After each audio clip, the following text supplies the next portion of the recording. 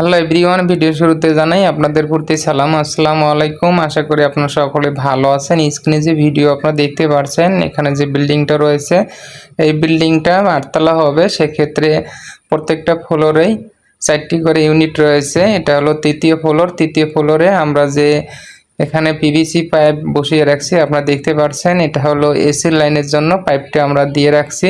এটা হলো 3-4 PVC pipe. উপরে যে আপনারা ওয়ান গ্যাং বোর্ড দেখতে পাচ্ছেন, মূলত এটাই হলো এসির পয়েন্ট। যেহেতু এখানে সকেট লাগানো হবে, তাই আমরা 4RM তার দিয়ে আমরা এসির লাইনটা করে রাখলাম। আপনাদের বাসা বাড়িতে যদি আপনারা এসির লাইন করে রাখেন, অবশ্যই আপনারা ইজিলিভাবে এসির লাইন করতে পারবেন। ফ্লোর দিয়েও করা যাবে। সেক্ষেত্রে যখন আপনারা ছাদে পাইপ বসিয়ে নেবেন, তখনও আপনারা এসির পয়েন্ট করতে পারবেন। এখানে যে এইচডিবি বোর্ড আপনারা দেখতে পাচ্ছেন, এটা একটা ইউনিটের জন্য এইচডিবি বোর্ড আমরা বসিয়ে নিয়েছি।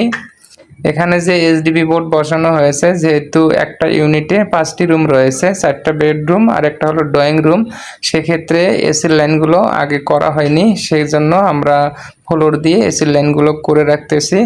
আপনাদের বাসা বাড়িতে যদি এইরকম কোনো এসির লাইন করে রাখেন, এটা কোনো ব্যাপার নয়, ইজিলি ব্যাপার। আপনারা ইজিলিভাবে এসির লাইন করতে পারবেন। আপনারা দেখতে পাচ্ছেন অলরেডি আমরা ফ্লোর দিয়ে আরেকটি রুমে এসির লাইনটা করে রাখলাম। যেহেতু আমরা একটু বালু সিমেন্ট ধরিয়ে দিয়েছি, যাতে করে পাইপটা এদিক ওদিক যেন না হয়।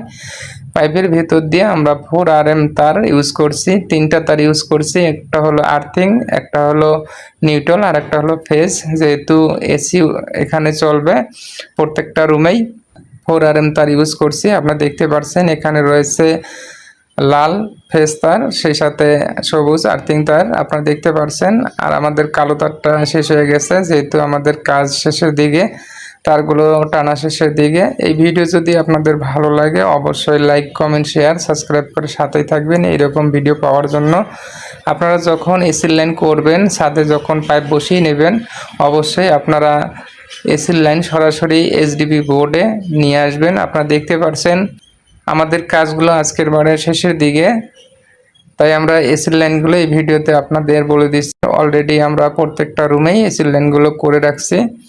আর এসির লাইন আপনারা যখন করবেন, অবশ্যই ফ্লোর দিয়েও করতে পারবেন। ছাদে যখন পাইপ বসাবেন তখনও করতে পারবেন, এটা কোনো ব্যাপার না। এটা দেখতে পাচ্ছেন এই রুমটা হলো কিচেন রুম। এই বিল্ডিংটা অনেকটাই বড়, 4200 স্কোয়ার ফিট।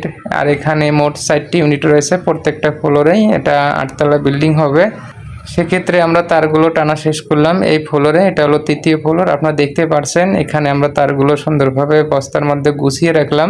আজকে আর কাজ করব না। আপনারা দেখতে পাচ্ছেন এই বিল্ডিং এর এটা হলো মিডল পয়েন্টে হলো সিঁড়িটা। যেহেতু এই সিঁড়ি দিয়ে প্রত্যেকটা ফ্লোরেই যাতায়াত করা হবে। আপনারা দেখতে পাচ্ছেন অলরেডি প্রত্যেকটা রুমেই আমরা ভিডিওগুলো করে আপনাদের দেখিয়ে দিলাম। আর আপনারা যখন এসির পয়েন্ট করবেন, অবশ্যই ভালো মানের তার দিয়ে এসির পয়েন্টটা করে রাখবেন। যখন এসির পয়েন্ট করবেন, শুধু এসির লাইনটাই শুধু এককভাবে দিবেন, আর রুমের যে লাইন সেটা আলাদাভাবে দিবেন। এতে করে অনেকটাই ভালো হবে। আপনারা দেখতে পাচ্ছেন এখানে যে এইচডিবি বোর্ড, এটা হলো আরেকটা ইউনিটের জন্য আমরা এখানে বসিয়ে রাখছি।